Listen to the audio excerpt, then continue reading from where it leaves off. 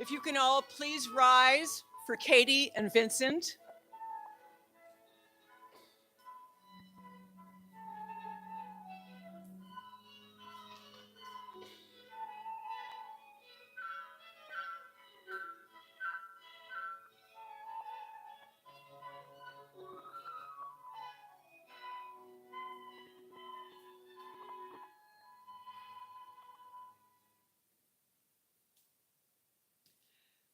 You may be seated.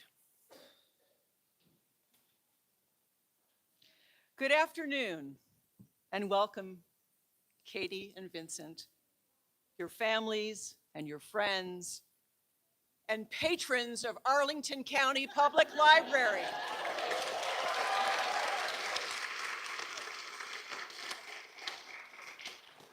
I'm certain many of you only intended to pick up a hold, and you find yourselves in the middle of this gorgeous ceremony. How great is that? Thank you for being here. This is a first for the library, both in hosting a wedding and, in my case, officiating.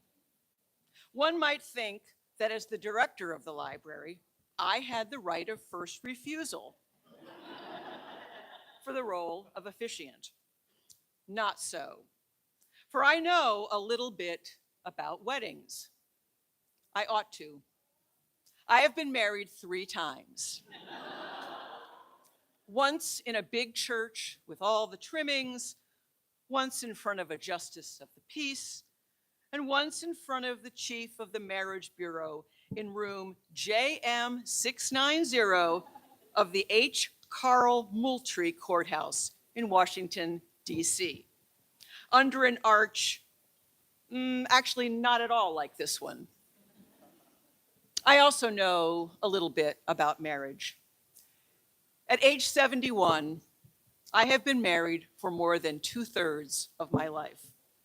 I have been married to men. The first ended in timely divorce, the second in untimely death, a sobering reminder of the in sickness and in health part of the marriage vows. I am now married to a woman. My wife, Colleen, brought 2 cats to the marriage, and I brought 2 sons. And together, we have a dog. Or rather, Colleen has the dog and I'm along for the ride. Because for me, that is what marriage is about, at least in part.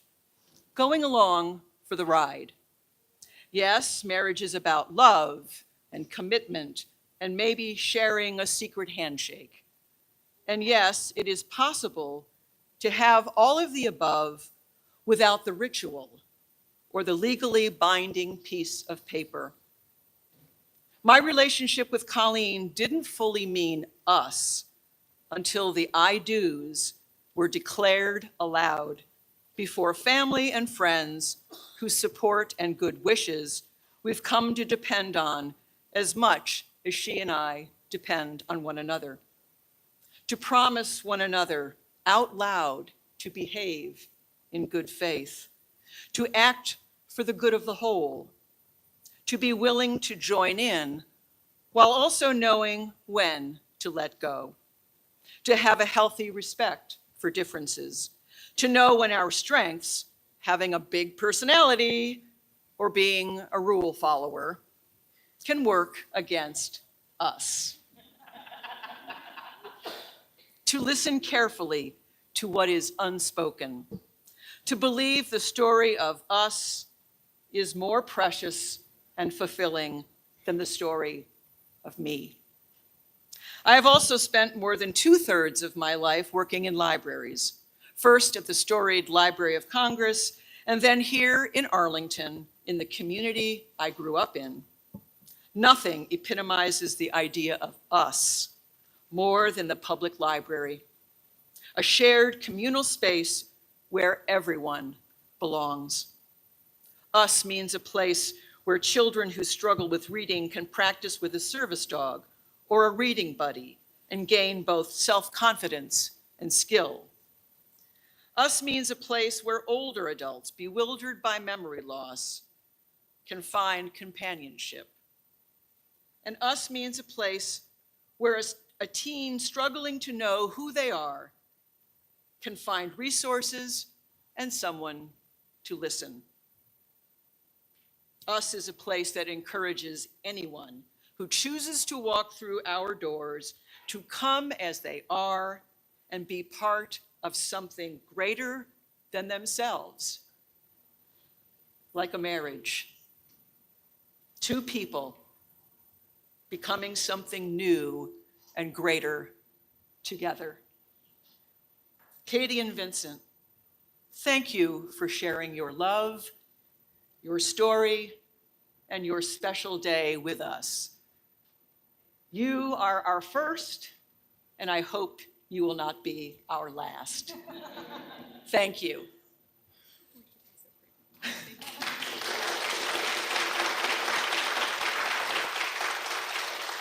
I'd now like to ask our witnesses to step forward, please, and join us.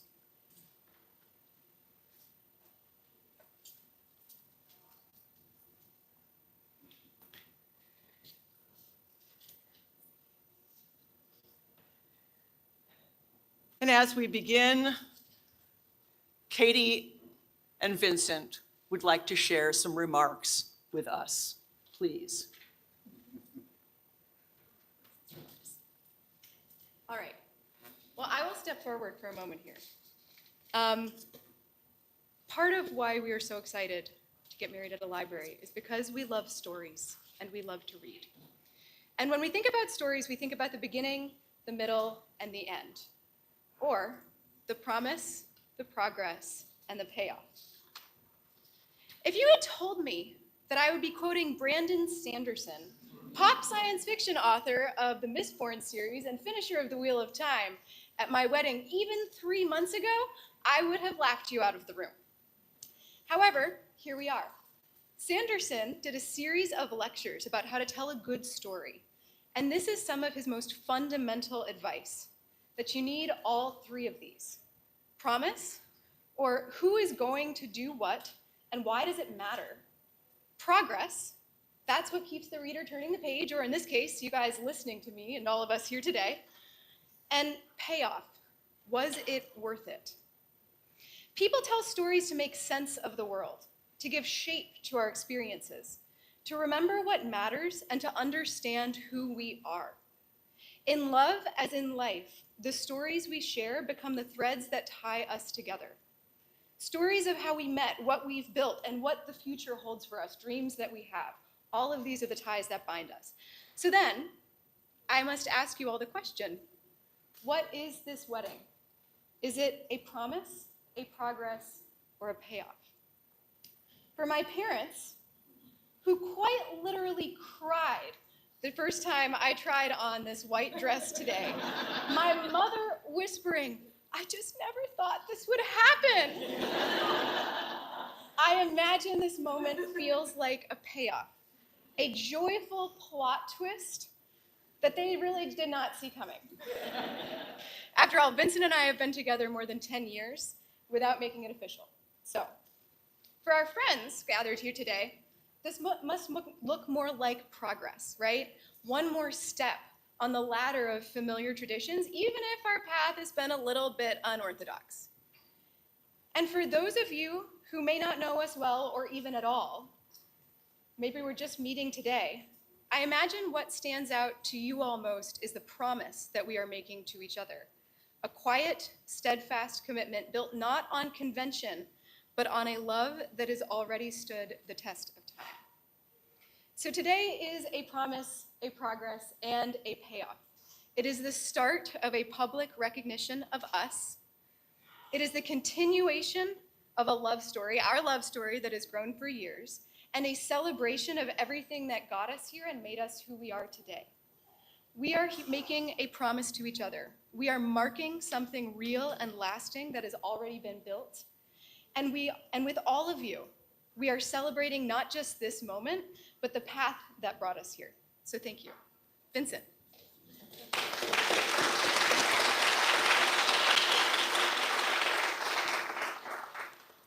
And to that end, we have asked a number of our friends and family from different parts of our lives to select and read advice on a strong and healthy relationship. This advice comes from you, comes from the Arlington community. Just a week ago, the library set up a display in the main lobby to receive words of wisdom from the community. Our friends and family have picked the pieces of advice that most resonate with them and that they would like to share. We invite them forward now to introduce themselves and the advice that they chose. Benjamin Gamage.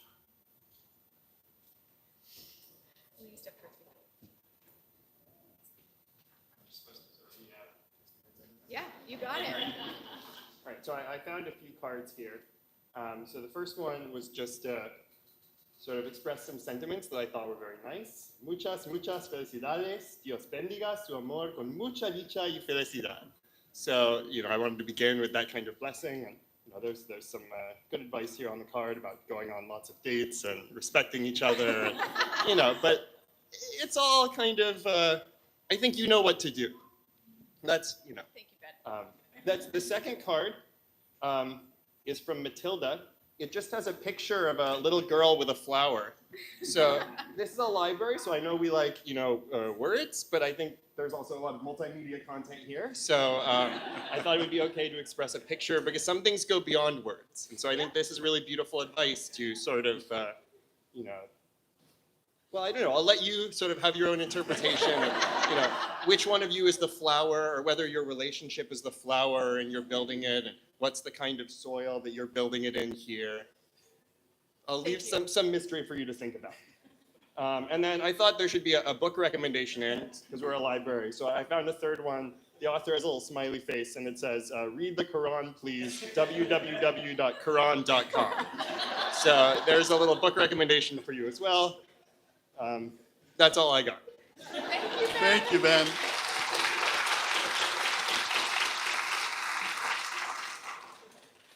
And our second speaker is our neighbor, Sarah Jablin. I did not come here with advice for you guys, but perhaps a couple of poems, both by Rumi. Tell me the truth, I asked love. What are you? I am the everlasting life, love said.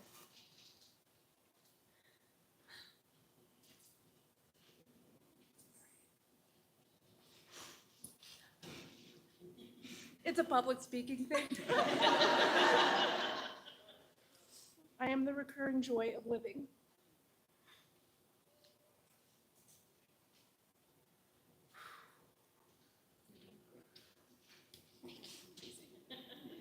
The second one's only one sentence. Seriously. Lovers find secret places.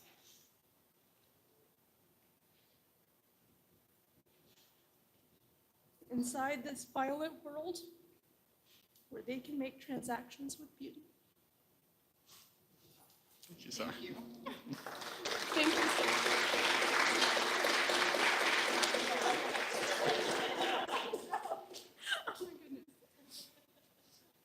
And the third speaker is our friend, Colin Shields.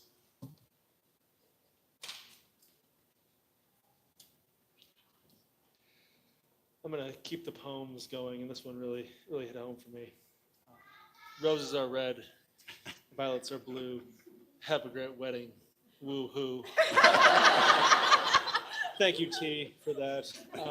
They also include, may you have many exciting adventures together. And I think in the spirit of that, in the spirit of the library, Kat has some good advice that the best romantasy is the one that you make. And I hope that there is plenty of fun and adventure in your lives to come. Maybe ending on a more serious note, this one really resonated to me and Allie, that marriage isn't successful because of the I do's and I wills that you'll say today, but it's about the I still do's and the I always wills that you say every day for the rest of your life. And I think, there's fun and silliness and excitement, but then also just a lot of beautiful consistency, and see that in your relationship, and I'm so excited for you guys. Thank you, Colin. Thanks, Colin.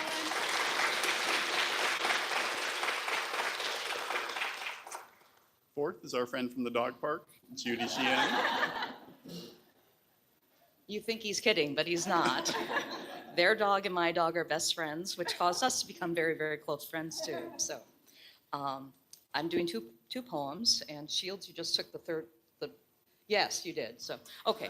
So the first one's by Mark Twain. These I can promise. I cannot promise you a life of sunshine. I cannot promise riches, wealth, or gold.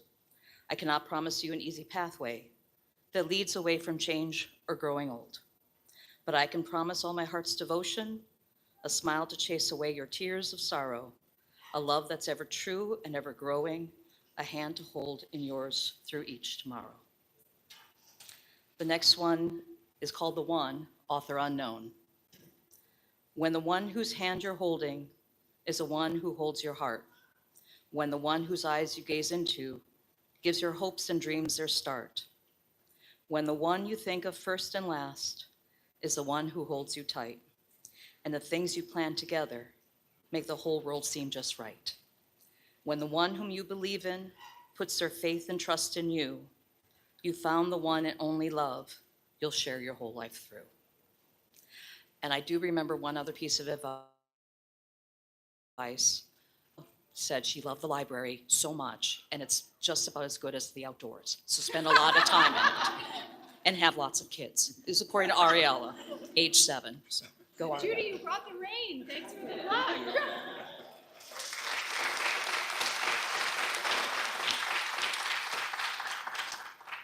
Fifth, we have Katie's sister, Sarah. Hello. I also have a poem. In a world that spins with chaos and wonder, where stars burn and magic bends the rules, you have found each other. Not by accident, but as fixed points in each other's lives. Most of the time they say those points are places, but sometimes, rarely, they are people. Love, after all, is not just a feeling, it is a choice made every day. To be something positive, to be kind, even when the galaxy is not. To grow and to grow together. Because in the end, the people we remember the most are the ones who made us feel. And you made each other feel seen, known, and loved. You may want for things, but when you have each other, you need nothing. There will be days when love feels like a heavy burden, but it is also the fire that warms, the courage that frees, and the laughter that heals. You will change, and that is not a flaw, but a promise to keep choosing each other again and again as new people in new seasons, writing new chapters in the same story. So here you stand, not at the end of a fairy tale, but at the beginning of a new kind of magic, the kind you make together. You're always the worst, sister.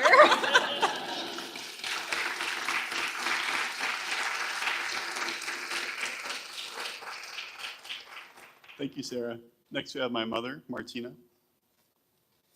Like others, I have a poem, and it's called Recipe for Happily Ever After. They like to cook, so it seemed very appropriate to read a recipe. And it's by an author or poet, Ilona Blake. Today will be perfect in every single way. It's okay. A beautiful fairy tale for your wedding day.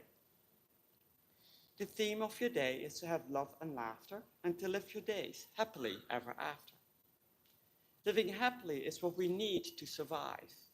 So how does one keep the magic alive? How does one light a spark that never goes out? And how does one live a life without fear or doubt? How do some people manage to keep their love strong? And how do some couples always feel they belong? What do you need to do to stay in love forever and make each day special and grow fonder together? Well, these very questions you must address every day. You must take your time to go out of your way to always show love and always show laughter and to do what it takes to live happily ever after. Here's a recipe I think is a must. So let's begin with always having trust. Don't forget it's important to have total respect and to always stay loyal to keep your love perfect. You must always communicate each and every day 3 special little words.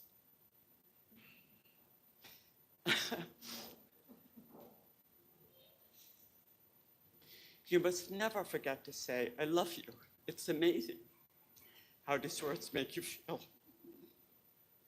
Happy, safe, and valued, and that will keep your love real.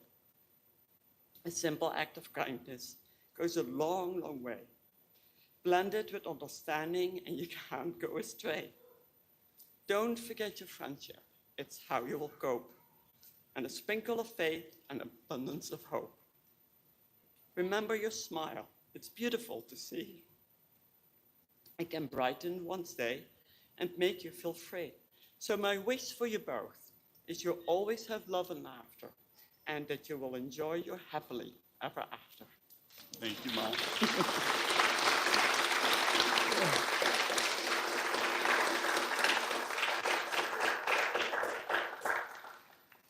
And last, we have a member of the Arlington community selected by the library.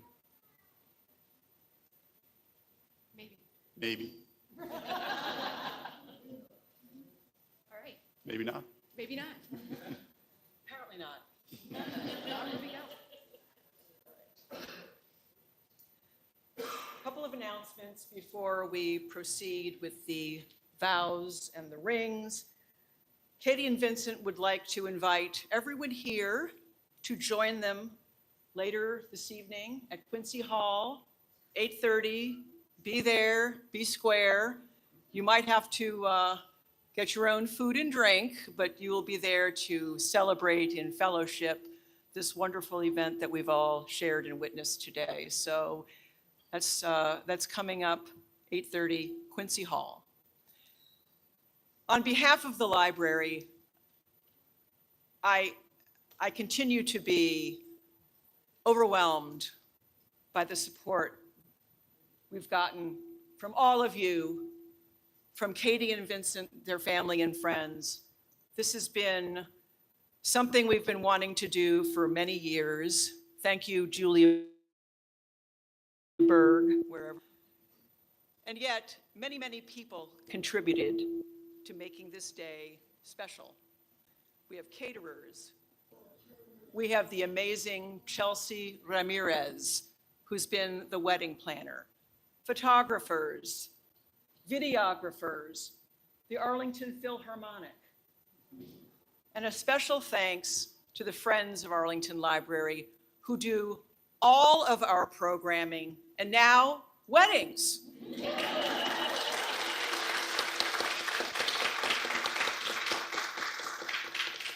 It is such a privilege to be the director of this wonderful system. It is such a privilege to honor all of you being here this afternoon, giving up your time to share this very special moment with Katie and Vincent and their families. It's a privilege and one event that we won't soon forget. So thank you all. I'd now like everyone here to express their support for Katie and Vincent's union. So I'm going to ask a series of questions. And when I've asked the question, your response is, we do. So we'll start from witnesses chosen from the public. That would be all of you gathered here today. Do you support Katie and Vincent's union? We do. Katie's family and friends. Do you support Katie and Vincent's union? We do. Everyone. Are we going to do everything we can to support Katie and Vincent's union? We do. The rings. And they were made upstairs in our shop. Shameless plug. You get this one, you get this one. All right. So the practice of exchanging rings as part of a wedding ceremony goes back a long time. In Western tradition, it can trace its history back as far as the Romans, and the Greeks of antiquity, and then through the Christian kingdoms of the Middle Ages. It's thought that even the ancient Egyptians employed this practice. These ancient peoples believed the wearing of a circle represented the joining of bride and groom to an everlasting eternity.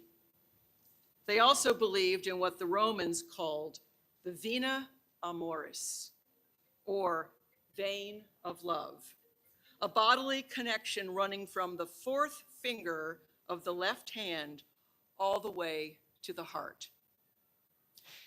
While scientifically inaccurate, there is no such vein.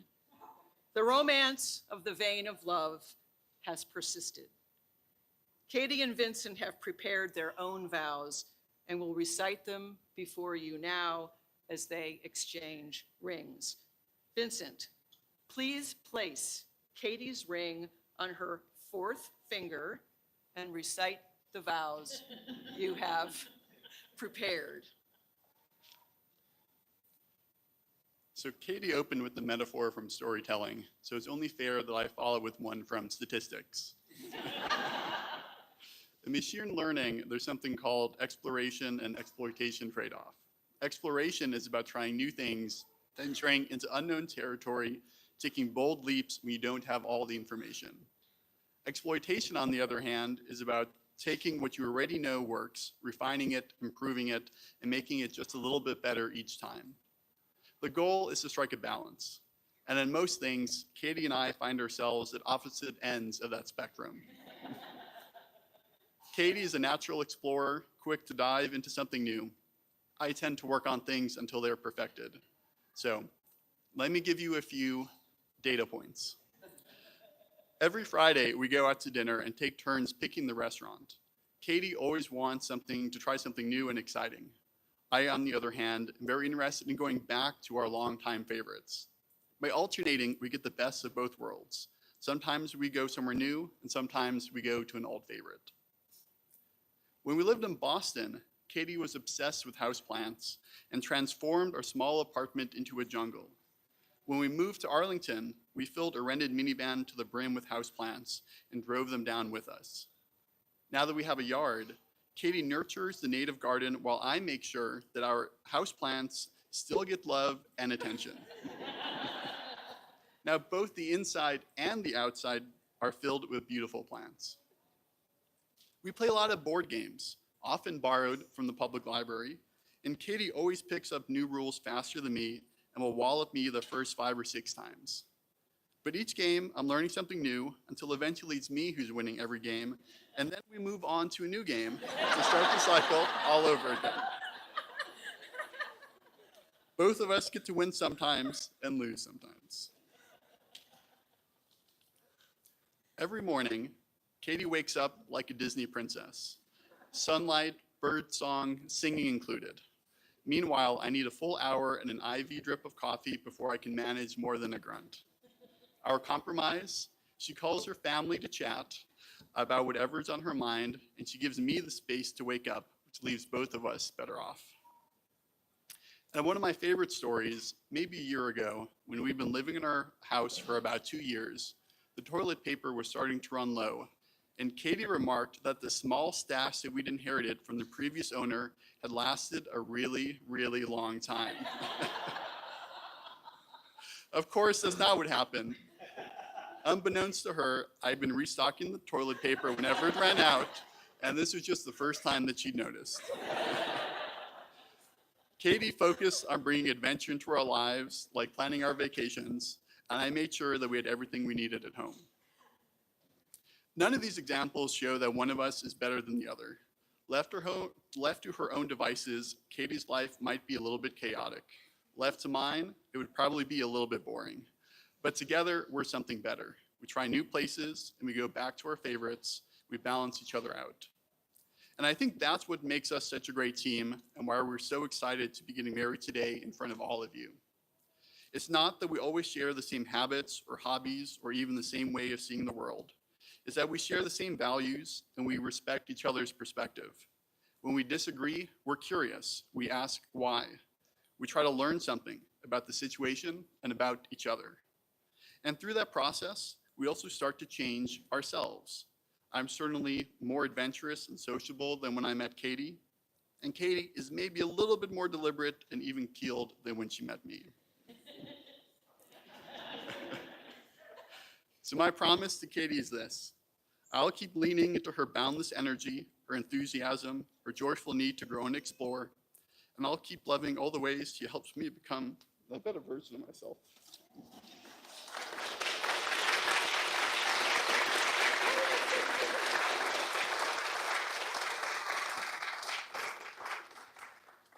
Well, that's way better than what I've got for you guys. So maybe we just wrap there. Wow, this is why you got to have your friends read your vows in advance. This is intense. Before you start, Yes, okay. please place the yes, ring the ring. on his, Okay, on his Wow. fourth finger. left hand. Left hand. Left hand. There we go. It's on. All right. So the thing about Vincent is most of you here today are never going to know him anywhere close to as well as I do, and not just because, you know, you're all from the public. It's really because Vincent is one of the most quiet, reserved people you will ever meet. Famously, in his family lore, at his 5th birthday party, he said he wanted one friend for 1 hour only. So, since you won't ever be able to know him, sorry guys, but I'll tell you a little bit about Vincent. So, first, Vincent is secretly hilarious. And the key word there really is secretly. If you know, you know. Ask Vincent to go bowling on a weeknight or to a dinner party, he's gonna look at you like you have 3 heads. Ask Vincent, hey, would you install a ceiling fan for me this weekend? He'll text, when are you free? I can come over anytime. He loves our dog Sassy, and he trusts me to manage myself. You know, a while back, I once messaged Vincent, very sick, will keep you posted. I was so touched when I immediately got a phone call, and I picked it up and he said, how is she? Is she okay? Is she going to make it? When I clarified for him that I was in fact the subject line of that text, he said, I'm busy at work. I've got to go. I think it was, and maybe this is clear to you all, but I think it was very, very difficult for him to stand up here in front of you all today saying those words. Because words like these are really about the past and the future, and Vincent is a man of the present. He is a man of action. More than anyone I know, Vincent embodies the transitive property of love, which is to say, his capacity for care and support extends through the people he loves, then onto the people they love in turn. And that is one of my favorite things about you. And I love to think about all of you all being kind of part of this network of love of people who kind of know and care for each other more broadly. While moments like our wedding here today may be the ones we remember, for me, it is the canvas of our everyday lives, which, Vincent, you make magnificent with your presence. Morning tea and coffee, tapping me on the shoulder when we were at the gym, going for walks around their neighborhood, or making omelets that are just picture perfect in the morning. It is all of these and more. And I feel like our lives together are really this shared work of art that we are jointly creating and, you know, turning together into a masterpiece. So, Vincent, and I'll face you for this part, to you, and I remember everyone, I wrote this, I did not see what he wrote. To you, I promise a valiant attempt to wake up in the morning quietly and not just crow the triumph of a new day dawning and my joy of having yet another day with you. I promise to be fierce and loyal and a little bit feral, as you recently described me in a public-facing interview. And last but not least, I promise to keep trying every day with you.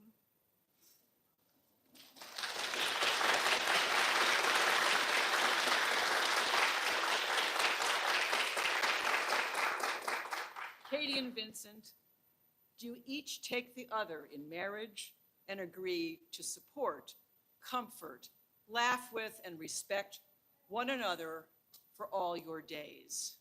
We do. Then let's make it so.